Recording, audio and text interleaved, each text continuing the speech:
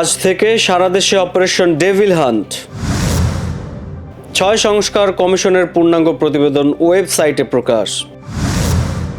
Doctor ইউনূসকে নিয়ে অপপ্রচার চালাচ্ছে আওয়ামী লীগ, ভারতীয় মিডিয়াও জড়িত। 11 ফেব্রুয়ারি থেকে সারা দেশে বিএনপির কর্মসূচি ঘোষণা। গাজীপুরে হামলার ঘটনায় ওসি প্রত্যাহার, ক্ষমা চাইলেন পুলিশ কমিশনার।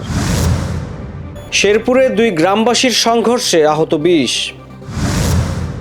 বৈশ্বিক পাসপোর্ট সূচকে একই অবস্থানে বাংলাদেশ, ফিলিস্তিন, লিবিয়া। 27 বছর পর দিল্লির মসনদে বিজেপি, মোদি বললেন সুশাসনের জয়। এখন থেকে বিপিএলে বিদেশি ক্রিকেটারদের দায়িত্ব নেবে বিসিবি। ব্যান্ড তারকা শাফিনের জন্য কনসার্ট, গাইবে জনপ্রিয় 5 ব্যান্ড।